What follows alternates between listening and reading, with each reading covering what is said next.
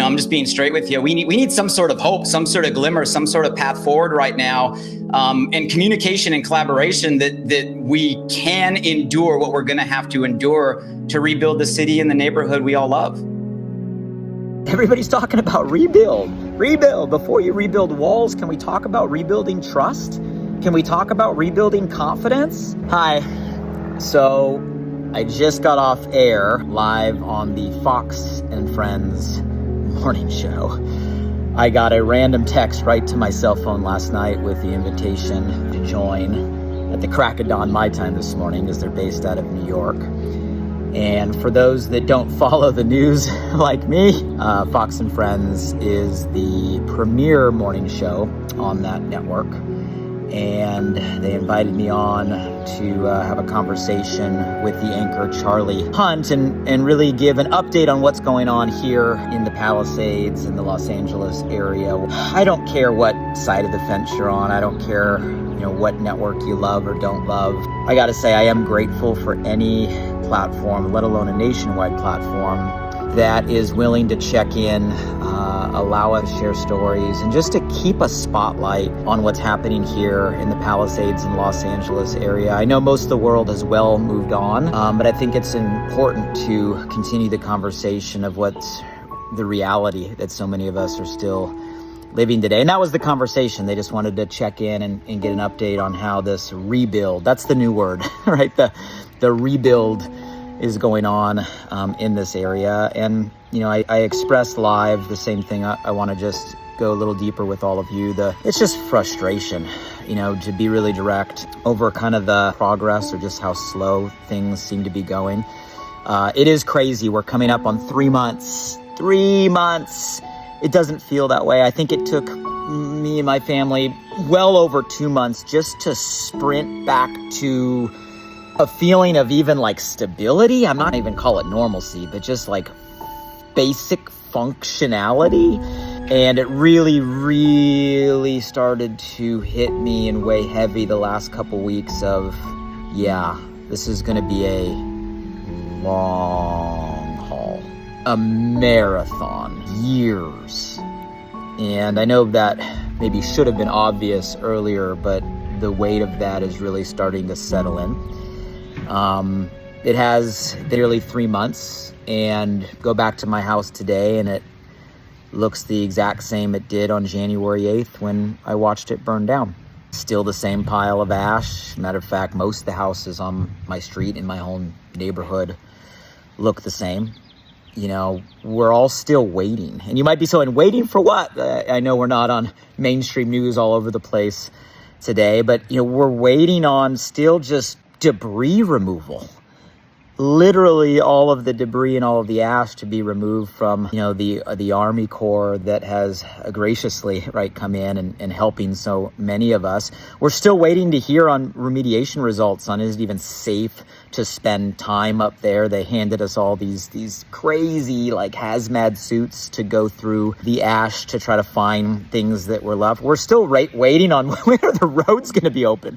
Guys, the roads aren't even open. We still have to show this crazy piece of paper and flash our driver's license to get in and out of the area. It's like frozen in time. It's awkwardly, insanely quiet. It still looks like a war zone. Those that fortunate enough to still have houses, they're still waiting on when power is going to come back on. A lot of areas, water is going to get, turned back on. But all of us, we're still waiting on the basic first steps for us to even begin this rebuild journey. The communication is confusing at best. I think it's sad that I probably get most of my updates from here on social media, literally DMs and people tagging me in updates and posts, which I appreciate. Beyond confusing communication, there's no clear path forward at all for any of us right now. And it's the same echoed in all the conversations I have every day continually with the community. The politics and the bureaucracy, they're making this whole recovery process feel like a full-time and overtime job in itself. So you can feel it in my energy. It's exhausting. It's draining. And sometimes it can feel defeating. And probably the worst thing about all of that is it doesn't have to be this way. I mean, it really doesn't have to be this way. We want to talk about rebuilding. Before we even get to that conversation, can we acknowledge that the foundational elements of any community start with a feeling of safety, a feeling of protection? I mean, that's kind of like price of entry, right? For all of us when it comes to our home, our town, our neighborhood, our city, our community.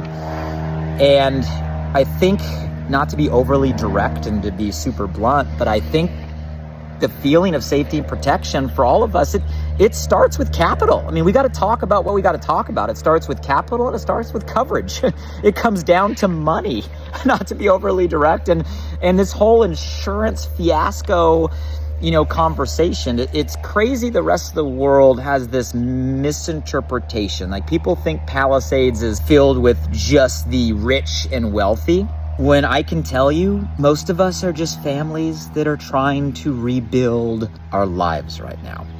We didn't ask to be in this position. It definitely wasn't our fault or doing that put us in this position. Many of us were dropped. Most people I've had conversations with were dropped by the same insurance companies that we paid into for years, some decades. For those that have been following, my story here online, I've been super vocal. Karis and I will be celebrating 26 years, right? Married my high school sweetheart. Grayson, 9, turns 10 this year. Sadie, 6. I'm an entrepreneur of 25 years. I worked my butt off to get to a place where I was proud to have paid off our family home, right? To have a roof over the head, and have safety and security. We were dropped from State Farm. We were denied by all other carriers. We were told that the California Fair Plan wasn't an option because our home value rebuild was too high, right, by our broker. We were left with completely zero coverage, complete and utter financial devastation. And while I'll say that our story, unfortunately, is a unique one in terms of absolutely no coverage because of the misinformation, I'll also say that I'm not alone. Most of the conversations I've had, which at this point have been hundreds in person or over the phone, thousands if you can, all of the messages on Instagram and social media, and the same story. Most people are dramatically underinsured. Maybe they have the fair plan, but they still have a huge mortgage. And the delta, the gap between the money that they're fighting tooth and nail to try to scrape from their insurance and what it's actually going to cost to rebuild with all the insane prices, construction, permitting process, demand of all these structures, the gap is huge. The delta is too big. California Fair Plan, supposed to be the last resort, the safety net, is an absolute joke. It doesn't even come close to covering the majority of what's needed for the majority of houses and families. And we can go as deep as we want here. A lot of us in the Palisades, they're like myself, we're business owners, we're entrepreneurs. If we can't rebuild, that impact ripples, right? It ripples far beyond our homes. It affects small businesses. It affects local economies. It's not just about families here. It really is about communities. And I said this on air today, and it's just my belief that it feels like the insurance companies and the state are more focused on politics right now than actually protecting the people that they exist to serve. Something needs to happen. Something needs to shift. The government needs to step in. They need to apply pressure. We need to fix a broken system. The insurance companies need to step up. We need to start partnering. We need some collaboration. We need some unity. We need some compassion to go create some practical solutions that actually help people serve the community. That's what we're in business for. And not to bring it down to money, but we need access to capital. Some sort of low interest disaster loan, some sort of grant process, some sort of access to capital now. Or we're going to continue to see the number of listings, which keep going up, continue to go up as people have to walk away and sell off their land just to cover the delta. It's literally going to push out so many of the very Palisades families, many of which that have been there for generations. It's out of cash and money. So I think it starts, right, with the capital and the coverage conversation, giving a some sort of feeling of safety and security. And I think beyond that, in order for us, all of us, myself included, to endure what's going to be a long process, there has to be some glimmer of hope. Like there has to be some confidence given at the forefront. Like if you see a marathon, you gotta be able to have a path or have a hope that you're going to be able to get to a finish line, right? And that comes from some instilled confidence and communication. Everybody's talking about rebuild. Before you rebuild walls, can we talk about rebuilding trust? Can we talk about rebuilding confidence? Because right now, most of us, if we're going to be honest, like we don't have it. And how could we? Like the lack of preparedness that led to this utter catastrophe is undeniable. Doesn't matter what someone's political view is, what color they're at. I've heard nobody try to stand up for the complete lack. I just got to laugh, right? You can call it incompetence. You can call it ridiculousness. We all heard the list all over the media, right? All of it. No fire break, slow response, underfunded firefighters, no extra crew. Where were they? Everybody, I tell the story of how I literally had my garden hose in my hand putting out hot spots when the water goes off, and how I thought it was a kink until I checked others and realized the water was gone and had to resort to buckets of pool water. Every time I tell somebody that truth, their facial expression, the cringe, right? Broken water systems, the fact that I stood in my backyard and could see the San Ynez Reservoir, the empty reservoir, and none of us as residents were informed or told that it was empty for a year and a half. Like, shouldn't that be information the community is filled in on? Had we been told, don't you think we would have spoken up, living in a fire zone? And now all the fact that it's coming out that the power lines weren't even de-energized. How do you not de-energize power lines when you know 100-mile-an-hour wind is coming? There's nobody arguing the absurdity of the preparedness. But what's even crazier is here we are coming up on 3 months later, and there's no conversation or no plan to fix all of these things. Definition of insanity, doing the same thing over and over again, expecting a different result. So if we're going to begin this process and have the energy and the fortitude to endure, we gotta know that there's a path that we don't end up in this position again. Where's the conversation? Where's the solution?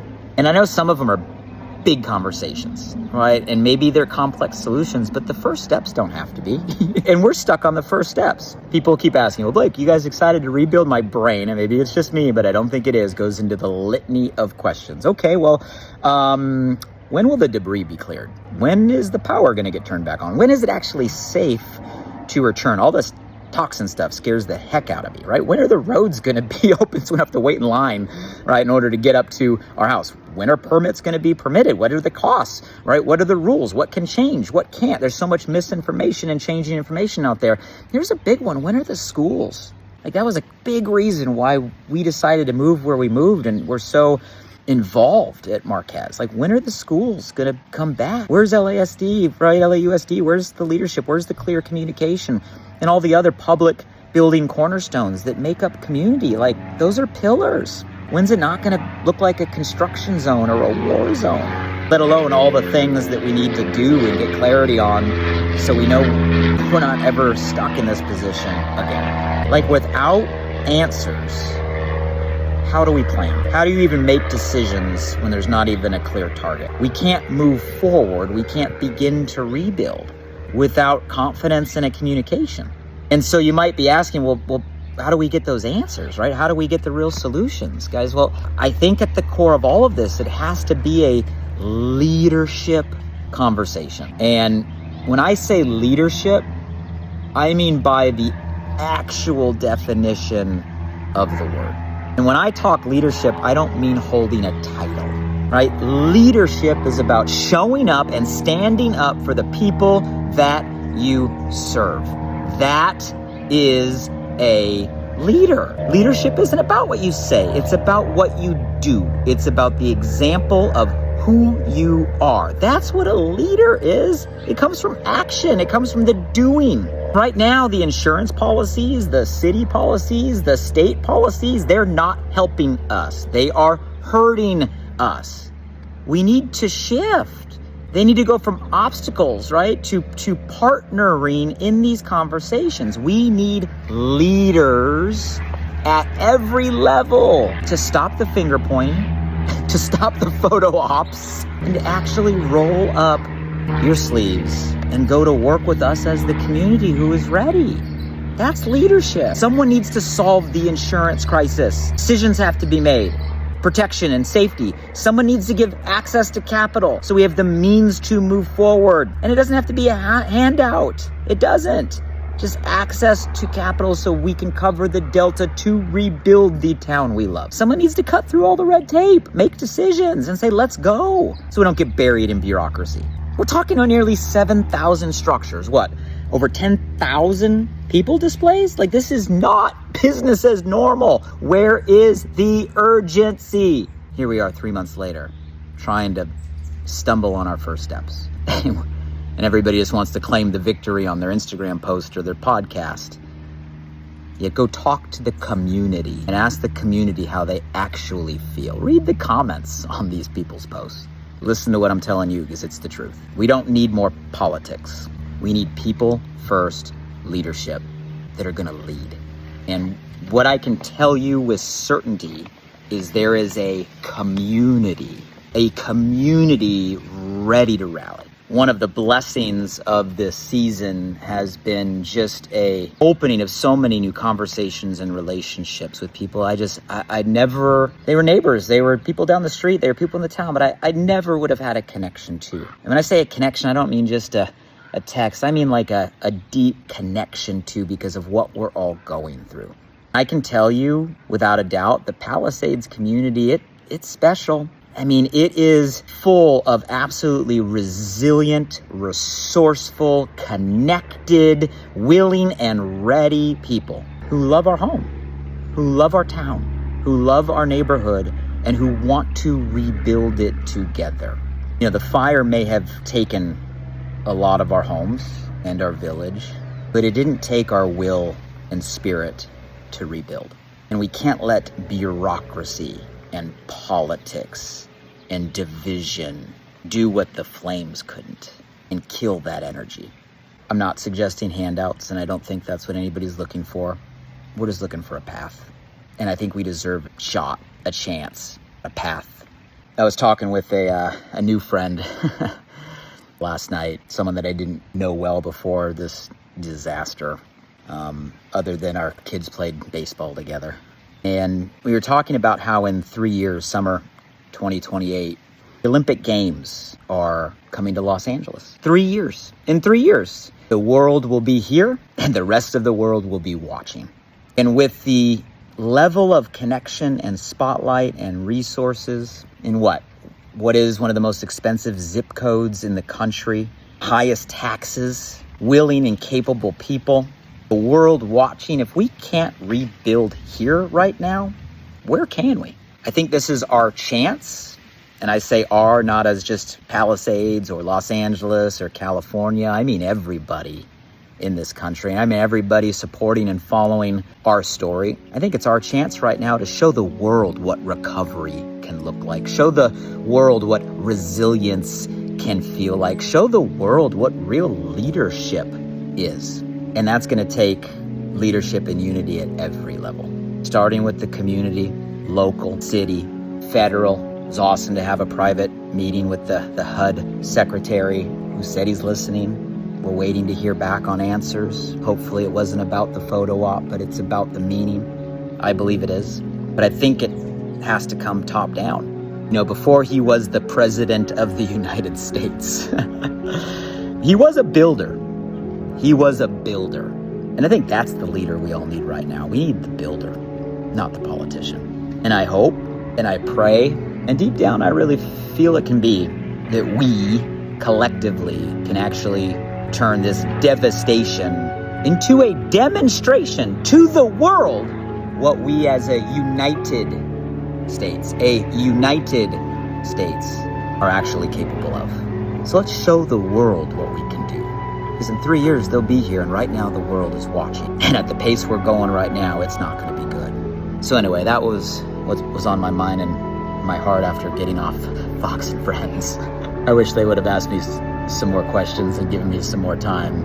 But I appreciate any platform that's willing to keep the spotlight and allow us to keep sharing our story, because it's needed. And I know everybody outside LA doesn't really have a lens into what's happening here. So hopefully these updates and these messages and everything myself and the community are sharing is helping keep the conversation in the conversation, because we need it. Feel free to share this with anybody who's been impacted or anybody who cares to continue to support by sharing our story as a catalyst to affect the change that we collectively need, in hopes of, rebuilding,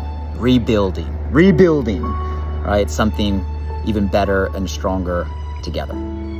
Because it's possible. We want it.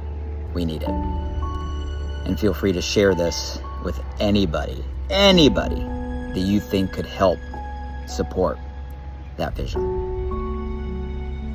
Thanks for listening to my story.